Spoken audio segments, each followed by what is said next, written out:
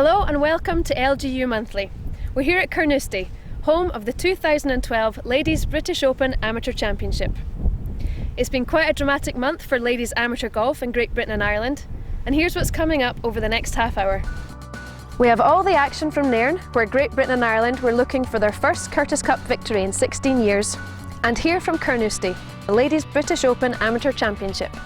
But first, we're going to go to Nairn for the 37th staging of the Curtis Cup, the absolute ultimate in team events in the ladies amateur game. In recent years, the USA have dominated the event. GB&I haven't won it since 1996. The GB&I were in confident mood going into the week, and there was a sense amongst the team that perhaps this year was going to be their year. However, there was of course the thought at the back of everyone's minds that was the Ryder Cup, the Solheim Cup, the Walker Cup, all resided at this side of the pond. No pressure then.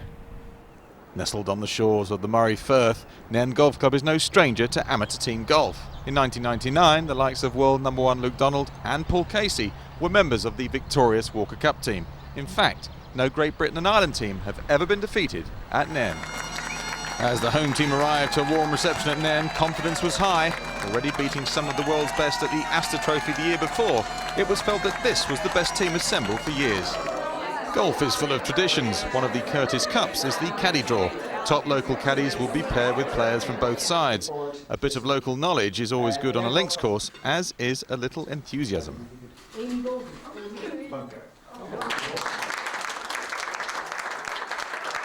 It's a great opportunity. Come from Nairn, I know the course very well, so it's great to be involved in the Curtis Cup. The caddy's going to be the person you spend this entire week with, and it's going to be a very important person to you, and so it's fun to meet them tonight and be able to see kind of the personalities you'll be working with, and we're really looking forward to it. All the caddies are phenomenal. To stimulate friendly rivalry among the women golfers of many lands is the inscription on the Paul Revere designed trophy.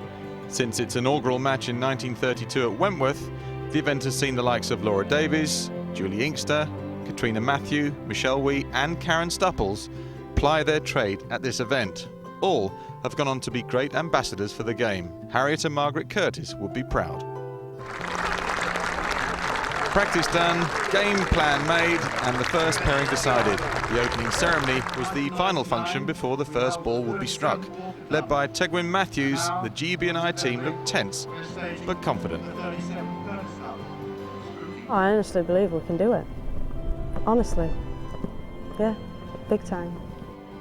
Clyburn will be out in match 2 of the morning foursomes with Bronte Law, and the undefeated pairing of Bolden and Tidy would lead the home challenge in match 1 against Austin Ernst and Brooke Pancake.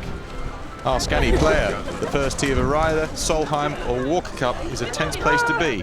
Everyone expects. American Austin Ernst got proceedings underway. Kelly Tidy and Amy Bolden seem to have their match under control, but some sublime putting from Brooke Pancake saw the USA take the first point, winning 3 of the last 5 holes to win 1 up.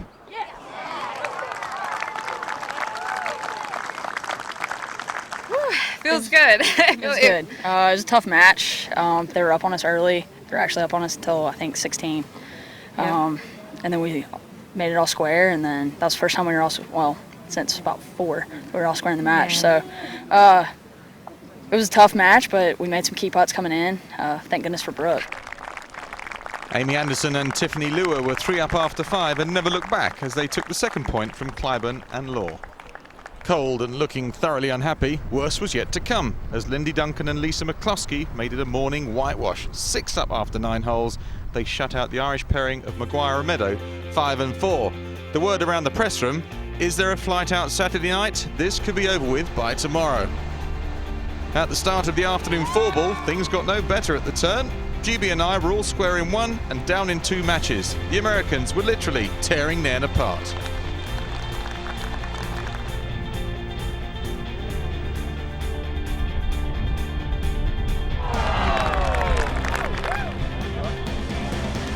But still smiling, the GB&I team dug deep. Finally, the putting stroke that had deserted them in the morning fired in the afternoon, giving the home support something to cheer about. Anyone who says that it's the putting that lets down the women's game may want to reconsider.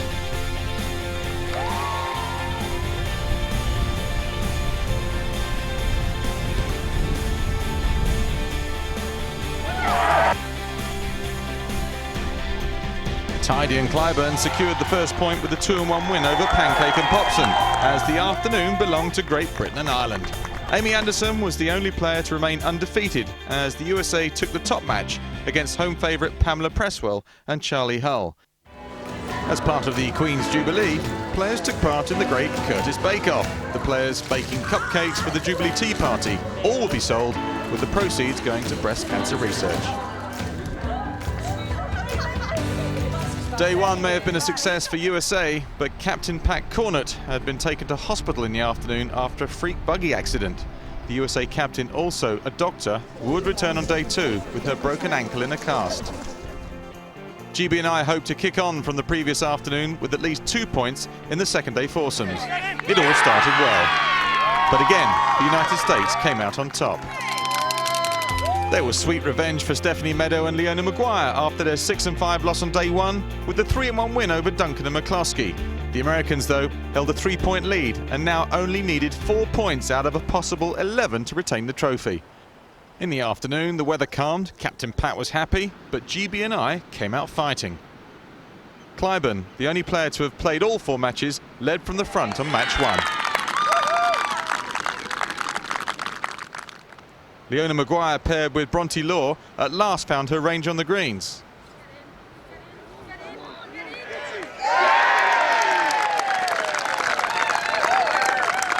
And the home support seemed to inspire Pamela Presswell in her last amateur competition before joining the pro ranks.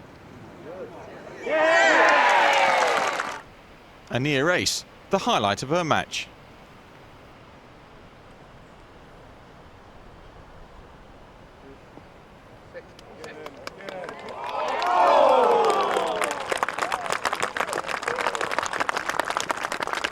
The undefeated Amy Anderson, partnered with Emily Tubert, were one up on Clyburn and Tidy after 14 holes. Again, an inspired Clyburn got the match back to all square at the next hole.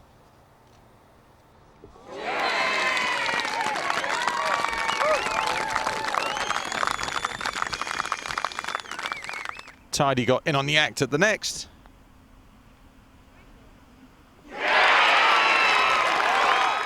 And on 18, Clyburn sealed the victory, 1 up, the deficit down to 2.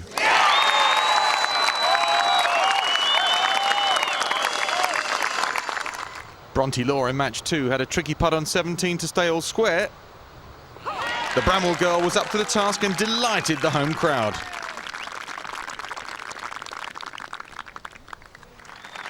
She earned a well-earned half with partner Leona Maguire against Pancake and Ernst.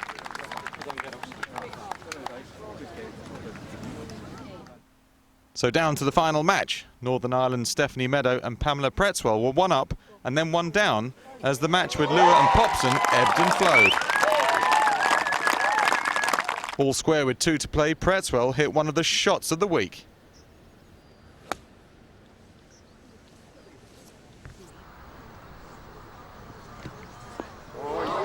They don't come much better than that.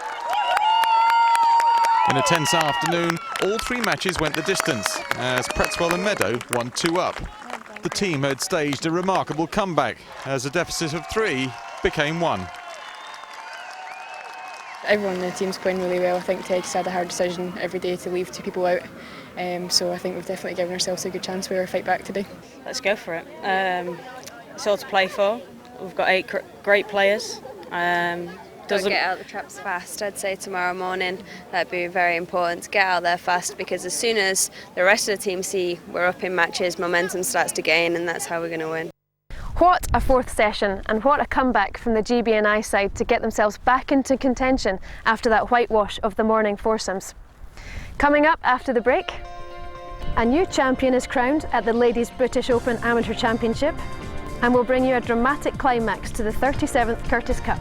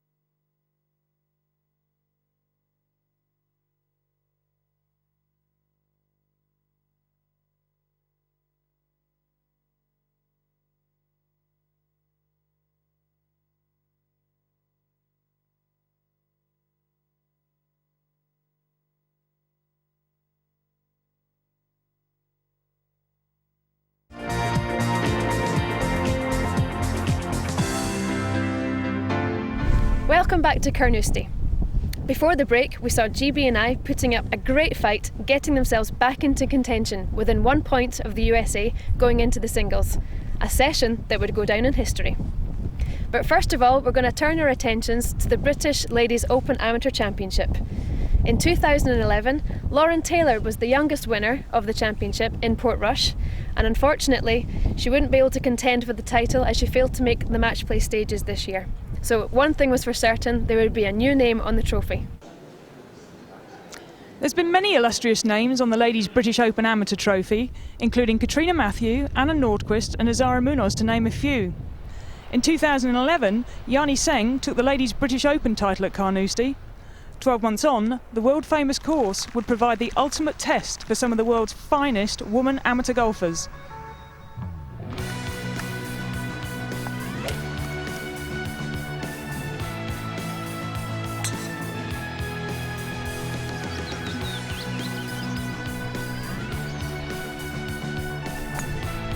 The field this week is so strong. To make the cut, you're doing well. To be honest, the entry was so good this year. When you get into the match play, you've always got a good player. It's going to be a tough match, whoever you've got. The LGU running a good event as always, and also they always choose the best venues. So being at Carnoustie, the Open Championship course, I couldn't be happier. It's one of the most prestigious championships to win, probably outside of the American Amateur Championship. Strongest field that we've had for many years. The cut came at plus 0.5 and a substantial waiting list of girls who want to be here, so I think that in itself tells a story. Israel's Letitia Beck was just one of a multinational field that gathered on the Scottish East Coast. Her progress would be halted on the quarter-final stages by France's Perrine Delacour. In an all-Spanish quarter-final, Rocio Sanchez-Lobato beat Naomi Jimenez for the 18th and would face Delacour in the first of the semi-finals. As the final pairings came to the conclusion of their rounds, the Scottish weather really began to bite. England's Georgina Hall would be the most comfortable of the quarter-final winners, with a 6-4 win over Sweden's Amanda Strang. An all-British semi-final was set up with Stephanie Meadows' 2-1 win over France's Ariane Provost.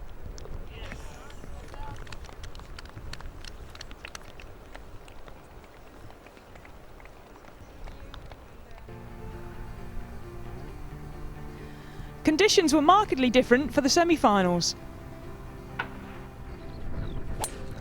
In the first of the semi-finals, Spain's Sanchez Lobato booked her place in the final, winning 2-up against Perrine Delacour.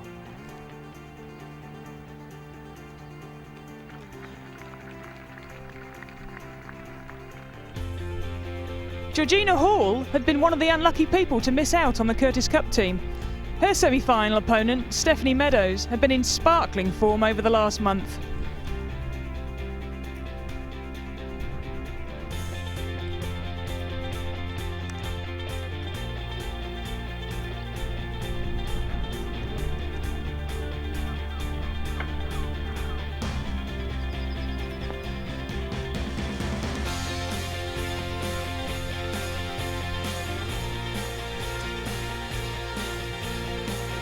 It was Meadows that would book her place in the final with a 3-2 win.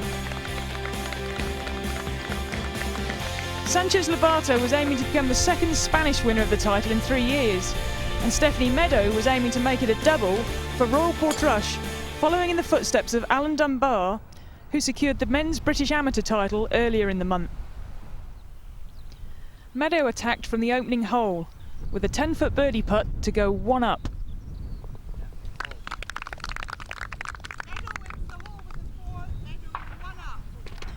That lead was increased at the second, and at the third, Meadows could have gone 3-up after 3 holes.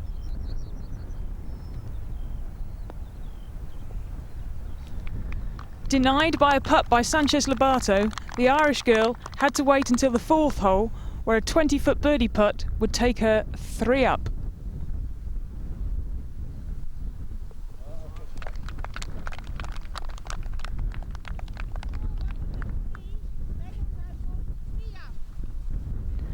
Lobato was literally hanging on, and by the turn, she was still 3 down.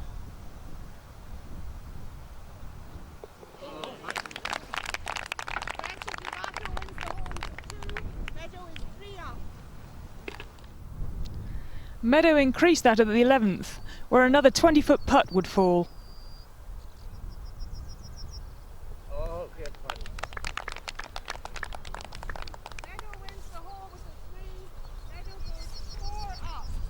There was brief respite at the 12th for the Spaniard, but again Meadow hit straight back with a near ace at 13.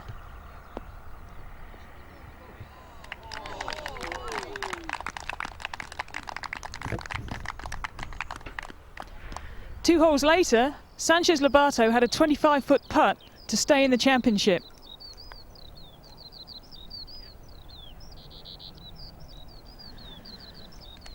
But it wasn't to be, as Northern Ireland's Stephanie Meadow made it a historic double for Royal Portrush.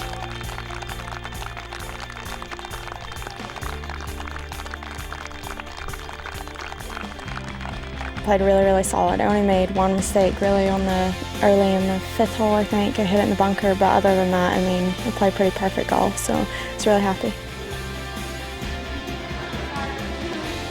Big congratulations has to go to Stephanie Meadow, the new 2012 Ladies British Open Amateur Champion. It also secures her a place in the Ricoh Ladies British Open, a major on the ladies professional circuit. And now back to Nairn. GB and I were trailing the USA by only 1 point. However, one ominous statistic looms over their heads. The USA have only ever lost the tournament once, when leading going into the singles. Nairn had proved to be a fitting venue for the 2012 Curtis Cup. An Olympic performance would be needed by the GB&I team if they were to create history and also keep the Nairn team tradition intact. Crowds of over 10,000 people had seen some of the finest women's amateur golf ever witnessed. The draw seemed to favour the home team. Maybe, just maybe. Austin Ernst, first out for the Americans, came out fast against Kelly Tidy and was 3 up after 6 holes.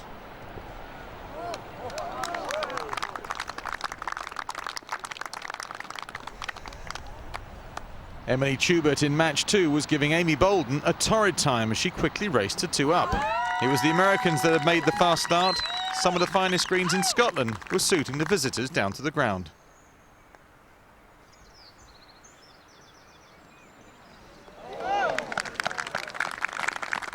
But every match has a turning point. Kelly Tidy 3 down after 6. Reed all square after 9. There was suddenly a shift in momentum. The gritty attitude of the Great Britain and Ireland team was personified in Holly Clyburn. Down a hole, back to all square at the next. The dogged determination and buckets of self-belief never wavered all week. And there was a little sprinkling of luck too.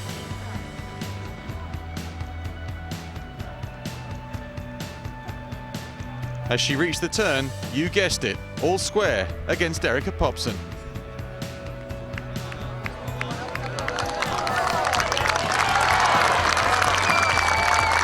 When blue went on the board, confidence began to filter through the team.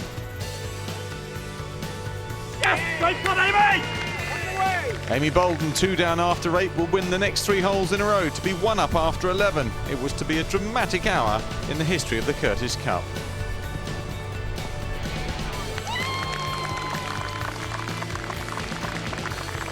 On the 16th, Kelly Tidy again got a nose in front with a testing 6-footer.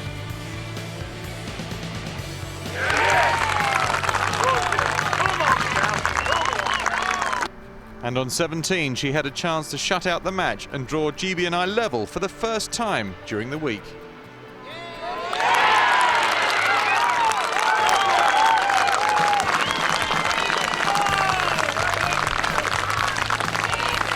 I thought if I can make this, then they're going to hear the roars back there and they're going to know that I've won, and hopefully that'll get some momentum going. Well, the roars certainly inspired 15-year-old Charlie Hull as she raced to 5 up after 13 holes.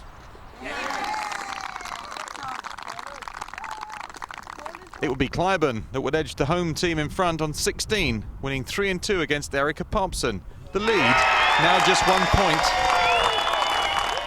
With Maguire and Pretzwell down heavily in their matches, the USA staged a comeback.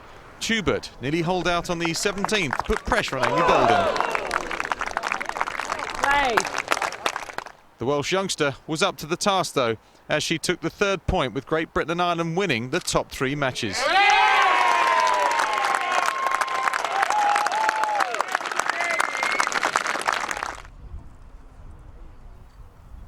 Lindy Duncan had come up against an inspired Charlie Hull, as the home team remarkably came within 1 point of victory, with McCloskey and Pancake securing points for the USA. Only 2 matches remained on the golf course. The score 9.5, 8.5 in favour of Great Britain and Ireland. Up in 1 and down in 1, the tension was again building. Stephanie Meadow was 2 up as she putted on 15 against Amy Anderson, who had won 3 of her 4 matches. Make that 3 up, going up 16. Anderson, the Americans' top performer of the week, had a putt on 16 to stay in the match.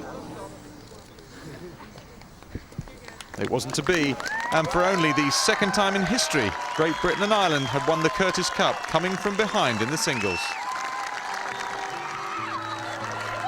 A few months earlier, the Great Britain and Ireland team lost its team manager Sue Turner to breast cancer. It was to be an emotional victory in so many ways. Can you believe that you've just done what you've done? No, I cannot. I honestly cannot. I could see what the scores were doing out there, and I kept saying, "Don't jump your gun, don't jump your gun." But what an awesome performance by each and every single one of them over the 3 days. Fantastic. I honestly can't believe it. GBI played well, and they deserved it today. After the whitewash of the first morning, who would have thought that in such dramatic circumstances, GB&I would, after 16 years, win the 2012 Curtis Cup? 9 people did. Nairn's record is still intact, a venue that will go down in the history of women's amateur golf in Great Britain and Ireland. The Curtis Cup engenders goodwill and camaraderie between 2 golfing nations. The legacy of the Curtis sisters continues to inspire.